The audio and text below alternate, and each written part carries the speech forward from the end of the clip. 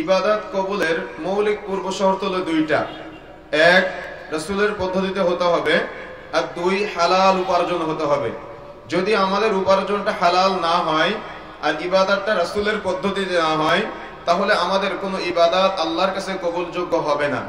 যেহেতু গুরুত্বপূর্ণ একটা বিষয় উপার্জন, যদি আমাদের উপার্জনের ক্ষেত্রে আমরা অবহেলা করি বা আমরা যদি একটু চিন্তা ফিকির না করি যে আমাদের উপার্জনটা আদৌ হালাল হচ্ছে কিনা, যদি উপার্জন হালাল না হয়, তাহলে লক্ষ টাকা ইনকাম করেও আমরা যতই সালাত আদায় করি না কেন, সেই সালাতটা বা সেই নামাজটা আল্লাহর দরবারে কবুলযোগ্য হবে না।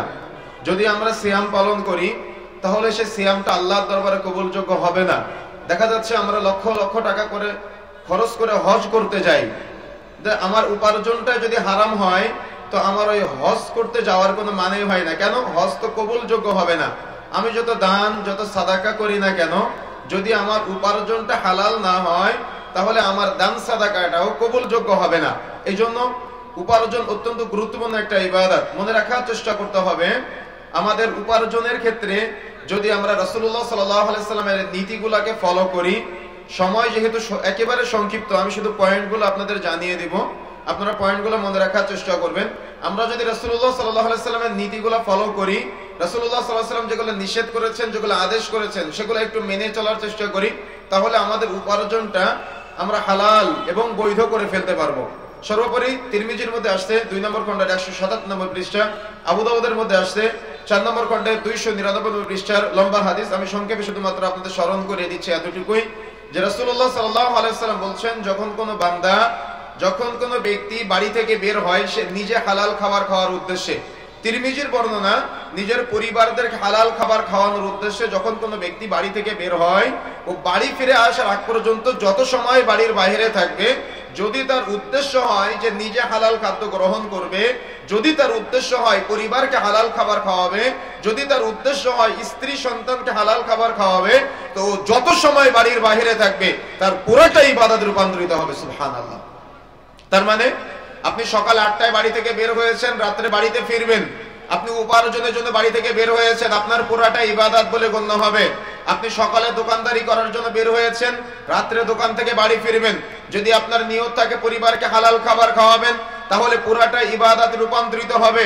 আপনি রিকশা চালানোর জন্য বের হয়েছেন, ভ্যান চালানোর জন্য বের হয়েছেন, সিএনজি চালানোর জন্য বের হয়েছেন, যদি উদ্দেশ্য হয় আমি নিজে হালাল খাদ্য গ্রহণ করব, আমার পরিবারকে হালাল খাবার খাওয়াবো, যদি এমন উদ্দেশ্য নিয়ে বের হতে পারি, তাহলে এই পুরা কর্ম সময়টা আমার ইবাদতে রূপান্তরিত হবে। সুবহানাল্লাহ। কিন্তু যদি আমরা একটু দেখভাল না করি, উপার্জন না হালাল না হারাম, অর্থাৎ হারামের মিশ্রণ হয়ে যাচ্ছে কিনা, যদি আমরা এগুলো একটু খেয়াল না করি, তাহলে আমাদের দুনিয়াতেও ক্ষতি আছে, আখিরাতেও ক্ষতি আছে। মানুষের মৃত্যুর পরে সবচাইতে দ্রুত যে অংশটা ফেটে যায়, দুর্গন্ধযুক্ত হয়ে যায়, সেটা হলো পেট।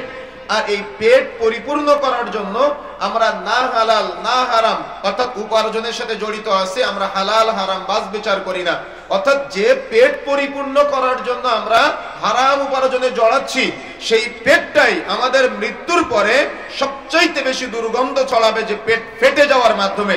কিন্তু সেই পেট পরিপূর্ণ করার জন্যই আজকে আমাদের কত রকম হালালের সাথে হারামের মিশ্রণ, সুদের লেনদেন, ঘুষের লেনদেন, টেন্ডারবাজি, হারাম উপার্জনের সাথে জড়িত, তারপরে দেখা যাচ্ছে হারাম পণ্য বিক্রয়ের সাথে জড়িত, এরকম বহু কাজের সাথে আমরা জড়িত আছি, যেগুলা আমাদের আজকে জান্নাত থেকে জাহান্নামের দিকে ধাবিত করতেছে। এই জন্য সর্ব অবস্থায় মনে রাখার চেষ্টা করতে হবে, হালাল উপার্জনের হয়তো লভ্যাংশ কম হয়, কিন্তু সেখানে বারাকা আছে। কিন্তু আপনি যত হারাম উপার্জনের সাথে জড়াবেন, তত লভ্যাংশ আপনি বেশি পাবেন, কিন্তু বারাকা পাবেন না। কথা বুঝতে পেরেছেন? যত আপনি হালালের সাথে থাকবেন, হয়তো লভ্যাংশ কম হবে, কিন্তু সেখানে বারাকা আছে। আর যত হালাল থেকে বের হয়ে এসে হারামের সাথে ঢুকে যাবেন, তখন হয়তো লভ্যাংশ কমে যাবে, কিন্তু আপনি আপনার পরিবারে, আপনি আপনার সমাজে, সব জায়গায় আপনি একটা আল্লাহর পক্ষ থেকে সাকিনা পাবেন এবং আপনি বারাকা লাভ করবেন। এই জন্য সর্বাবস্থায় বরকত লাভের জন্য আমাদের হালাল উপার্জনের জন্য আল্লাহর কাছে প্রার্থনা করতে হবে। চাইতে হবে, সকাল সন্ধ্যা আল্লাহর কাছে দোয়া করতে হবে যে আমাদের মৃত্যুর পরে আমাদের শরীরে সবচেয়ে দুর্গন্ধ ছড়াবে যে অংশ থেকে, অর্থাৎ পেট, এই পেট পরিপূর্ণ করার জন্য বা আমাদের দেহের মাংসপিণ্ড বৃদ্ধির জন্য বা দুনিয়াবি জমি জায়গা বাড়ানোর জন্য আমরা যে আজকে হারাম উপার্জনের সাথে জড়াচ্ছি, দুনিয়াতে উপকার নেই বরং দুনিয়াতে ক্ষতি, আখিরাতে উপকার নেই বরং আখিরাতে ক্ষতি। কিয়ামতের মাঠে আপনি আফসোস করবেন, ওয়াকাল ইনসানু মা লাহা, মানুষ কিয়ামতের মাঠে আফসোস করবে আর বলবে, আয়াতের বিস্তারিত তাফসীর এমনটাই, কিয়ামতের মাঠে মানুষ আফসোস করবে আর বলবে, হায় আফসোস, আমি আমার এই সামান্য সম্পদের জন্য আমি আমার বোনের সাথে সম্পর্ক নষ্ট করেছিলাম, হায় আফসোস, আমি আমার এই সামান্য সম্পদের জন্য চুরি করেছিলাম যার কারণে আমার হাত কেটে দেওয়া হয়েছিল, হায় আফসোস, আমি এই সামান্য সম্পদ অর্জন করেছিলাম সুদের টাকায়। বলেন তো সেদিন আফসোস করে লাভ আছে? কথা বলতে হবে, আফসোস করে লাভ আছে? সেদিন আফসোস করে কোনো লাভ নাই। এই জন্য দুনিয়াতে চিন্তা করতে হবে, দুনিয়াতে ফিকির করতে হবে, দুনিয়াতে ভাবতে হবে যে আমার উপার্জনটা হালাল হচ্ছে কিনা, আমার উপার্জনটা বৈধ হচ্ছে কিনা। যদি আমার উপার্জন বৈধ না হয় তো কিয়ামতের মাঠে আফসোস করতে হবে আর বলবেন সেদিন যে হায় আফসোস, আমি তো এটা না করলেও পারতাম, কিন্তু সেদিন আফসোস করে লাভ হবে না। আর দুনিয়াতে আপনি হয়তো হারাম উপার্জনের মাধ্যমে বিশাল সম্পদ, গাড়ি বাড়ি আপনি এগুলো রেখে যাচ্ছেন, কিন্তু কিয়ামতের মাঠে যখন আপনি দাঁড়াবেন, এই যে সন্তানের জন্য আপনি আজকে সুদের টাকায় ব্যাংক থেকে লোন নিয়ে 5 তলা বিল্ডিং করে রেখে যাচ্ছেন, কিয়ামতের মাঠে আপনার সন্তান যখন দাঁড়াবে, এগুলো আপনি রেখে যাচ্ছেন কারোর জন্য? আপনি তো মরার পরে এগুলো নিয়ে যেতে পারবেন না, সব তো থেকে যাবে আপনার ভবিষ্যৎ প্রজন্মের জন্য। তো কিয়ামতের মাঠে যখন তাদেরকে অপরাধীদের কাঠগড়ায় দাঁড় করানো হবে, তখন তারা বলবে, এগুলো আমরা অর্জন করি নাই, এগুলো আমার বাবা রেখে গিয়েছিল, এগুলো আমার বড় ভাই রেখে গিয়েছিল, এগুলো আমাদের অর্জিত সম্পদ না, অপরাধ তারা করেছে, অপরাধ আমরা করি নাই। তাদেরকে না নিয়ে আজকে জাহান্নামে যাব না। এই জন্য আল্লাহর কাছে চাইতে হবে, কামনা থাকতে হবে, ইচ্ছা থাকতে হবে, আগ্রহ থাকতে হবে। আল্লাহুম্মা ইন্নী আসআলুকা ইলমান নাফিআ, আল্লাহর কাছে উপকারী জ্ঞান, উপকারী বিদ্যা চাইতে হবে। ওয়া আমালান মুতাকাব্বালা, ওই ইলম বা ওই জ্ঞানের মাধ্যমে এমন আমল করা তৌফিক চাইতে হবে যে আমলটা হবে কবুলযোগ্য, যে আমলটা যেন বাতিল না হয়ে যায়।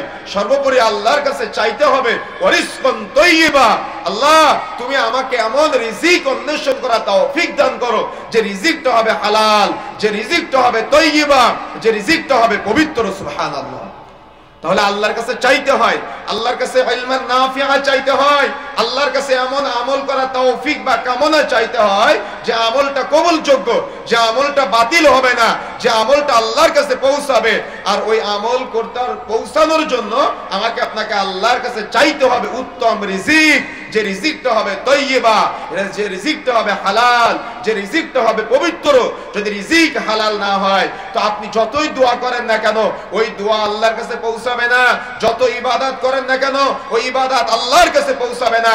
একদা রাসূলুল্লাহ সাল্লাল্লাহু আলাইহি ওয়াসাল্লামের যুগে, সাহাবায়ে কেরামের যুগে, লম্বা হাদিস মনে রাখার চেষ্টা করবেন, একজন বেদুইন একেবারে দূর থেকে সফর করে এসেছে, চুল এলোমেলো অবস্থায়, চেহারা উস্কো খুস্কো অবস্থায়, সে আল্লাহর কাছে 2 হাত তুলে ইয়া রব, ইয়া রব বলে দোয়া করতেছে, কিন্তু পাশ থেকে বলা হচ্ছে তার পোশাক হারাম, তার খাদ্য হারাম, তার সব কিছু হারাম। তাহলে কিভাবে তার দোয়া পৌঁছাবে আল্লাহর কাছে?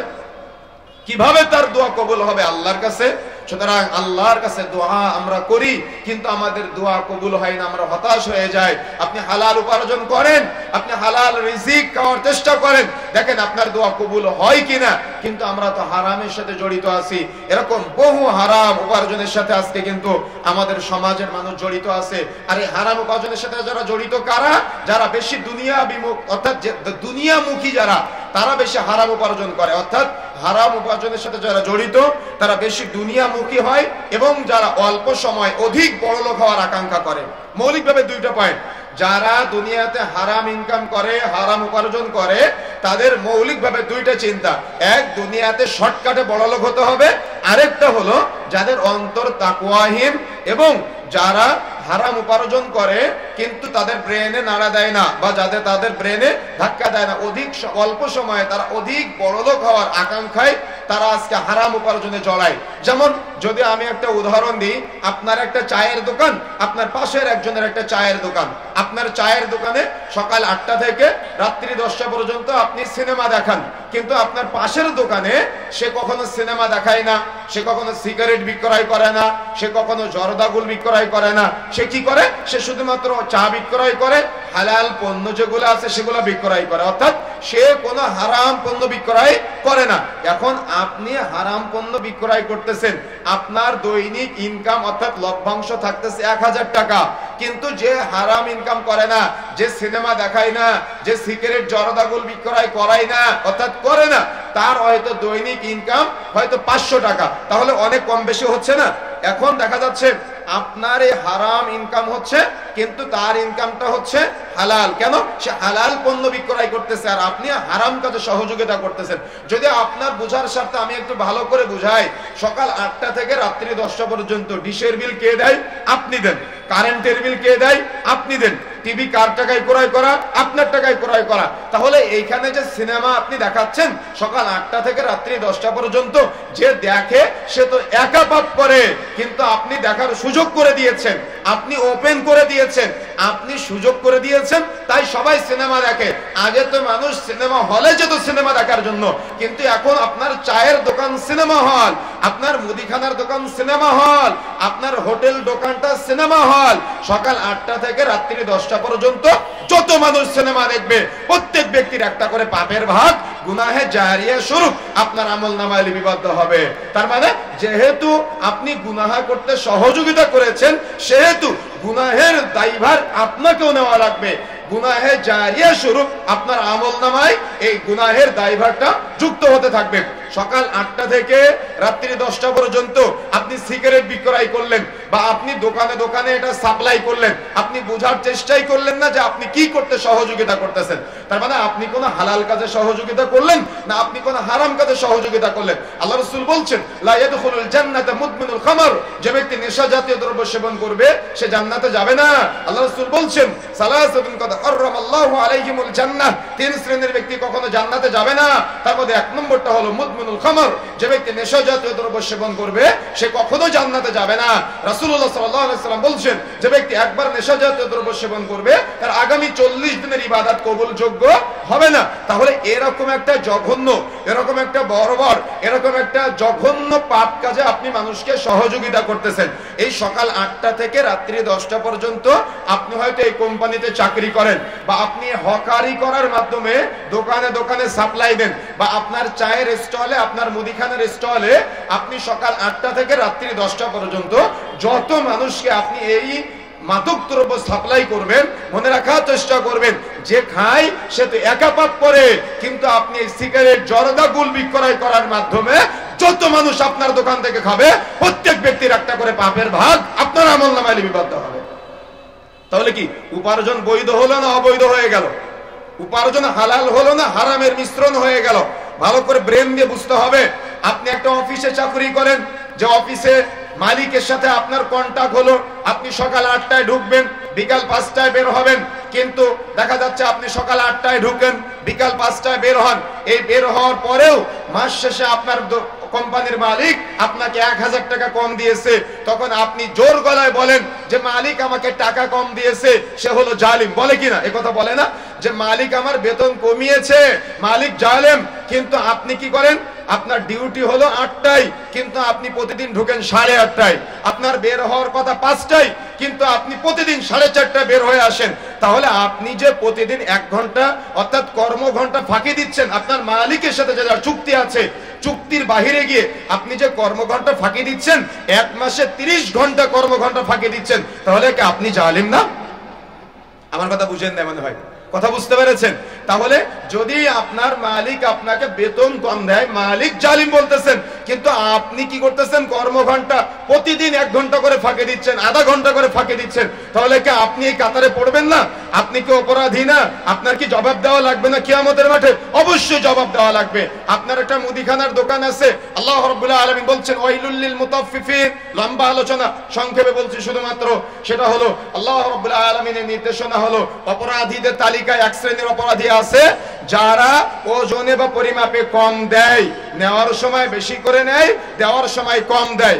এখন অত্র মাইকের আওয়াজ যতদূর পর্যন্ত পৌঁছাচ্ছে, আপনি হয়তো আপনার দোকানে চাউল বিক্রয় করেন পরিমাপের মাধ্যমে, ডাউল বিক্রয় করেন পরিমাপের মাধ্যমে, তেল বিক্রয় করেন পরিমাপের মাধ্যমে।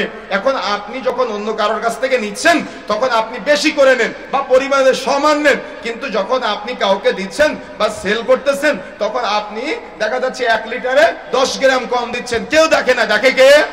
কথা বলতে হবে, দেখে কে? আল্লাহ। আল্লাহ সুবহানাহু ওয়া তাআলা দেখতেছে। আপনি কি জবাব দিতে পারবেন?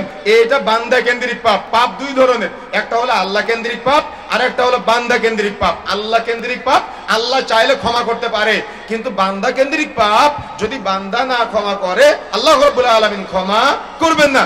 এই জন্য এই যে আপনি আপনার মুদিখানার দোকানে যত মানুষের চিনিতে ওজনে কম দিয়েছেন, ডাউলে ওজনে কম দিয়েছেন, চাউলে ওজনে কম দিয়েছেন, তেলে ওজনে কম দিয়েছেন, আপনি কি বলতে পারবেন যে কত জনের কম দিয়েছেন? তাহলে আপনার একটা হালাল উপার্জনের সিস্টেমকে আপনি কম দেওয়ার মাধ্যমে আপনি বান্দা কেন্দ্রিক পাপে জড়িয়ে গেলেন। কিয়ামতের মাঠে যদি আপনি তাদেরকে সেগুলো ফেরত না দেন তো আপনি জান্নাতে যেতে পারবেন না। যখন আপনি ফেরত দিবেন, অর্থাৎ কিয়ামতের মাঠে কেউ তো কাউকে ছাড় দিবে না, আপনার নেকিগুলো সব আস্তে আস্তে আস্তে আস্তে সবার আমলনামায় চলে যাবে। যখন নেকি যেতে যেতে যেতে যেতে শেষ হয়ে যাবে তখন আপনার তো আর নেকি থাকবে না, ভান্ডার শেষ, তখন তার পাপগুলো আপনার আমলনামায় চলে আসবে। এখন চিন্তা আপনার, আপনি কি করবেন? আপনি হালাল উপার্জনটাকে আপনি মুহূর্তে হারামে পরিণত করবেন, নাকি আপনি আপনার হালাল উপার্জনটাকে আপনি ওটা বৈধতা বা আপনি আপনার হালাল উপার্জনটাকে হালালের মধ্যে সীমাবদ্ধ রাখবেন? এটা আপনার চিন্তা, এরা আমি আপনার উপরে ছেড়ে দিয়ে গেলাম। সুতরাং আল্লাহ ইলম দিয়েছেন, আল্লাহ জ্ঞান দিয়েছেন, আল্লাহ বিবেক দিয়েছেন। এই বিবেকের মাধ্যমে আপনাকে চিন্তা করতে হবে যে আপনি আপনার উপার্জনটা হালালের সাথে সংমিশ্রণ রাখবেন নাকি আপনি আপনার উপার্জনটা হারামে জড়াবেন। এটা আল্লাহ যে ইলম, আল্লাহ যে জ্ঞান আপনাকে দিয়েছে, এই জ্ঞান দিয়ে আপনি চিন্তা করেন। পৃথিবীতে একমাত্র মানুষ যারা আমরা আছি, আমাদের উপার্জনের প্রয়োজন হয়। আমাদের কিসের প্রয়োজন হয় বলেন তো? উপার্জনের প্রয়োজন হয়, ইনকামের প্রয়োজন হয়। কিন্তু আল্লাহ রাব্বুল আলামিনের কিন্তু আরো বহু সৃষ্টি আছে, আমরা নির্দিষ্ট করব না, তবে আল্লাহ রাব্বুল আলামিনের বহু সৃষ্টি আছে। বলেন তো আমাদের মতো কারোর কি রকম উপার্জনের প্রয়োজন হয়, ইনকামের প্রয়োজন হয়? হয় না। কিন্তু তারা কি না খেয়ে আছে? তারা তো না খেয়েও নাই, কিন্তু আমাদের উপার্জনের প্রয়োজন হয়। তাদের যে ইলম নাই, তাদের যে জ্ঞান নাই, আমাদের সেই ইলম আছে, আমাদের সেই জ্ঞান আছে। আমাদের ইলম থাকার পরেও, জ্ঞান থাকার পরেও আল্লাহ নাফরমানি করে, আল্লাহ যেগুলো নিষেধ করেছেন, রাসূল যেগুলো নিষেধ করেছেন, আজকে আমরা সেগুলোর সাথে সংমিশ্রিত হয়ে আজকে আমরা আমাদের হালাল বৈধ উপার্জনটাকে আজকে আমরা হারামে পরিণত করে ফেলেছি। এই জন্য প্রিয় বন্ধুরা আমার, আমাকে আপনাকে এই সার্বিক বিষয়ে একেবারে সময় স্বল্পতা শেষ পর্যায়ে আমি শুধু যে পয়েন্টগুলো নিয়ে এসেছি হারাম উপার্জনের, এই পয়েন্টগুলো আপনাদের বলে দিচ্ছি। আপনারা এগুলা থেকে বিরত থাকার চেষ্টা করবেন। তার মানে একটা হলো, সেটা হলো চুরি করে উপার্জন করা। যেমন যাদের বাসা বাড়ি আছে, আপনারা কারেন্টের বিলের অর্থাৎ 1 মিটারের মধ্যে আরেকজনের তার, 1 মোটরের তার আরেকজনের মিটারের ভিতরে দিয়ে বিদ্যুৎ চুরি করে, তারপরে গ্যাস চুরি করে। সরকারের কাছ থেকে একটা পারমিশন নিয়ে আপনি 2টা চুলা বা দেখা যাচ্ছে এরকম একটা ইউনিট ব্যবহার করার অনুমতি নিয়ে 2টা 3টা ইউনিট ব্যবহার করতেছেন। অর্থাৎ তেল চুরি, গ্যাস চুরি, কারেন্ট চুরির সাথে যারা সম্পৃক্ত, কিয়ামতের মাঠে কিন্তু জবাব দেওয়া লাগবে। আর এই উপার্জনগুলা হারামে পরিণত হয়ে যাবে। এই জন্য সতর্ক হতে হবে, সাবধান হতে হবে। জমি জবর দখল করার সাথে যারা জড়িত আছেন, অর্থাৎ বোনের জমি ফাঁকি দেওয়া, ফুফুর জমি ফাঁকি দেওয়া, এগুলোর সাথে মিশ্রিত হয়ে আপনি আপনার এই সম্পদকে দুনিয়াতে অনেক বড় মনে করতেছেন, কিন্তু কিয়ামতের মাঠে কিন্তু এগুলো অবশ্যই অবশ্যই ফেরত দেওয়া লাগবে। এবং এগুলোর সাথে যারা জড়িত, অন্যের আইল কেটে ছোট করে নিজের জমি বড় করা, এগুলোর সাথে সম্পৃক্ত হলে আপনার উপার্জনটা পক্ষান্তরে হালাল থেকে হারামে পরিণত হয়ে যাবে। সুদের মাধ্যমে অর্থ উপার্জন করা, সুদ দেওয়া, সুদ নেওয়া, সাক্ষী থাকা, অর্থাৎ এটার সাথে জড়িত যারা আছে সবাই সমান অপরাধী। এজন্য দুনিয়াতে সাময়িক বড়লোক হওয়ার আশায় এই সুদের লেনদেনে কখনো জড়াবেন না।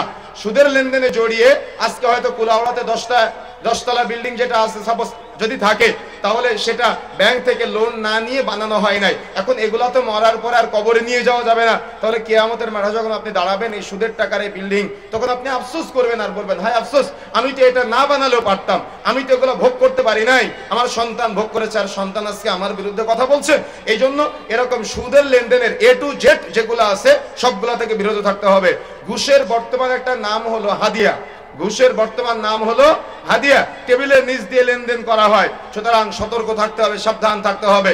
ঘুষের মাধ্যমে অর্থ উপার্জন করলে এটা হারামে পরিণত হয়ে যাবে, হালাল থেকে চট করে হারাম হয়ে যাবে। এজন্য ঘুষ থেকে বিরত থাকতে হবে, যে কথা বলছিলাম। তারপরে ওজনে বা পরিমাপে কম দেওয়া, আরেকটা বিষয়। ঘুষের নতুন নাম হলো বকশিশ দেওয়া। ঘুষের নতুন নাম কি? ঘুষের নতুন নাম হলো বকশিশ দেওয়া। এগুলা সব ঘুষের আওতায়, এগুলা থেকে অবশ্যই বিরত থাকতে হবে, না হলে আপনার হালাল উপার্জনটা হারামে পরিণত হয়ে যাবে। তারপরে কসম খেয়ে পণ্য বিক্রয় করা। আপনি মাছ কিনলেন 100 টাকা দিয়ে, কিন্তু আপনি বললেন আল্লাহর কসম আমি 120 টাকা দিয়ে কিনেছি, কিন্তু লস করে আপনার কাছে 110 টাকা বিক্রয় করলাম। কি বলে কিনা? বলে নাই কথা? তো আপনাকে আমি জিজ্ঞাসা করেছি, আমি আপনাকে কসম করতে বলেছি? আমি তো বলি নাই কসম করতে আপনাকে। তো আপনি কসম করে আপনার উপার্জনকে হারাম করলেন কেন? এজন্য দোকানদার ভাইরা যারা আছেন, যারা পণ্য ক্রয় বিক্রয়ের সাথে জড়িত, আপনি কসম করলেন কেন? মিথ্যা কসম করলেন। এই মিথ্যা কসম করার মাধ্যমে আপনার উপার্জনটা আপনি হারামে পরিণত করে ফেললেন। তারপরে মিথ্যা দালালি করা, অর্থাৎ একটা জমির কাগজপাতি ঠিক নাই, কিন্তু আপনি মিথ্যা বলে আরেকজনের কাছে সেল করে দিলেন, যে লভ্যাংশটা গ্রহণ করলেন সেটা হারামে পরিণত হয়ে যাবে। ছবি মূর্তির ব্যবসা করা, অর্থাৎ যারা মূর্তি তৈরি করে, ছবি মূর্তির সাথে যারা জড়িত, ব্যবসার সাথে যারা জড়িত, এগুলো সব হারাম উপার্জনের সাথে সংমিশ্রিত। সুতরাং সতর্ক হতে হবে। বাদ্যযন্ত্র তৈরি করা বা বাদ্যযন্ত্রের ব্যবসা করা, এটা হারাম উপার্জন। অর্থাৎ যে কাজ করা হারাম, সেটা সেল করা, উপার্জন করা, তৈরি করা, সবগুলো গুনাহের কাজ। তারপরে সেলুনের ব্যবসা করা, চুল কাটা পর্যন্ত জায়েজ, কিন্তু দাড়ি কাটলে যত মানুষের দাড়ি কেটে দিবেন, প্রত্যেক ব্যক্তির একটা করে পাপের ভাগ আপনার আমলনামায় লিপিবদ্ধ হবে। বিউটি পার্লারের বিজনেস করা, তার মানে এটা অনেক লম্বা আলোচনার দাবি রাখে, তবে সংক্ষেপে বলি, মনে রাখার চেষ্টা করতে হবে। আজকে বিউটি পার্লার গুলোর মাধ্যমে নানা রকম অপসংস্কৃতি ছড়াচ্ছে। এই বিউটি পার্লারের সাথে একজন নারী আরেকজন নারীর চেহারায় হাত দিয়ে উল্কি আঁকানো, ভুরু প্লাক করা বা চেহারা সংমিশ্রণ, এগুলো অনেক মাসাইল আছে। এজন্য এগুলা থেকে অবশ্যই বিরত থাকতে হবে। একজন নারীর শরীরে কতটুকু হাত দিতে পারে, কতটুকু বৈধ আছে, কতটুকু বৈধ নেই, লম্বা আলোচনার দাবি রাখে। তবে সংক্ষিপ্ত সময় এতটুকু বললাম যে এটা হারাম উপার্জন থেকে আমাকে আপনাকে বের হয়ে আসতে হবে। অবৈধ খেলার সরঞ্জাম যেগুলো আছে হারাম, অর্থাৎ সেগুলা থেকে অবশ্যই বিরত থাকতে হবে। সিনেমা হল প্রদর্শন বা এগুলা রেকর্ডিং প্রক্রিয়া, ডিরেক্টর যেগুলো আছে, বা অর্থাৎ সিনেমা তৈরি করা, নাটক তৈরি করা, গান, এগুলোর সাথে যারা সংমিশ্রণে জড়িত আছে, যারা এগুলা তৈরি করে, যারা এগুলার পিছনে অর্থ খরচ করে, সবাই সমান অপরাধী। এগুলা হারাম উপার্জন। মেমোরি লোডের ব্যবসা করা, তার মানে মেমোরি লোডের মাধ্যমে মানুষের কাছে মোবাইলে গান, নাটক, সিনেমা এগুলা সাপ্লাই করা, শেয়ারের মাধ্যমে, কপি পেস্ট করার মাধ্যমে যত মানুষের কাছে আপনি এগুলা পৌঁছাবেন, সব হারাম উপার্জনের সাথে সম্পৃক্ত হয়ে যাবে। পর চুলার ব্যবসা করা, এটা হারাম। তার মানে চুলের সাথে পর চুলা লাগায় না, এই পর চুলার বিজনেস করা, এটা হারাম। চুরাই পণ্যের ব্যবসা করা, একটা মোবাইল চুরি করে নিয়ে আপনার দোকানে দিয়েছে, আপনি চুরি করা পণ্যটা আরেকজনের কাছে বিক্রয় করে দিলেন, এটা হারাম, এটা চলবে না। ডেকোরেটরের ব্যবসা করা, এগুলো জায়েজ, যেগুলো আমাদের সামনে আমরা দেখতে পাচ্ছি। কিন্তু তারা যদি এই মাইক সেটটা কোনো গানের কাজে ব্যবহার করে, কোনো অশ্লীলতার কাজে ব্যবহার করে, তাহলে এটা ব্যবসার সাথে সম্পৃক্ত হলেও তাদের এই উপার্জনটা হারামে পরিণত হয়ে যাবে। আলো অনেকগুলো পয়েন্ট ছিল, সময়ের স্বল্পতার কারণে আমরা বিস্তারিত আলোচনা করতে পারলাম না।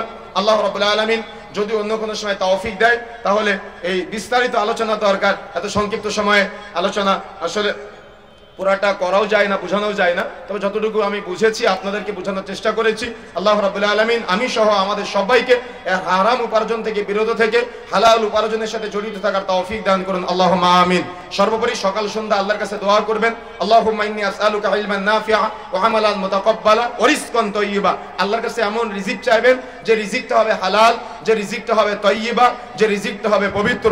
আল্লাহ রাব্বুল আলামিন কবুল করুন, আল্লাহুম্মা আমিন। এই আশা, এই দাবি, এই দাওয়া ব্যক্ত রেখে সংক্ষিপ্ত সময়ের আলোচনা আমরা এখানে সমাপ্ত করছি। আজকের এই আয়োজনের আমরা সফলতা কামনা করছি এবং দারুল হুদা মাদ্রাসা কমপ্লেক্স আপনাদের পাশেই, আপনারা অত্র প্রতিষ্ঠানে আপনাদের সন্তানদের ভর্তি করবেন ইনশাআল্লাহ, এবং সার্বিক সহযোগিতায় প্রতিষ্ঠান থেকে এগিয়ে নিয়ে যাওয়ার চেষ্টা করবেন। আহলে হাদিস আন্দোলন বাংলাদেশ এবং বাংলাদেশ আহলে হাদিস যুব সংঘের উদ্যোগে আজকের আয়োজন আল্লাহ রাব্বুল আলামিন কবুল করুন এবং আমাদের সবাইকে একসাথে জান্নাত পর্যন্ত থাকার তৌফিক দান করুন, আল্লাহুম্মা আমিন। এই আশা, এই দাবি, এই দাওয়া ব্যক্ত রেখে সংক্ষিপ্ত সময়ের আলোচনা আমরা এখানে সমাপ্ত করছি। সুবহানাকাল্লাহুম্মা ওয়া বিহামদিক, আশহাদু আল্লা ইলাহা ইল্লা আনতা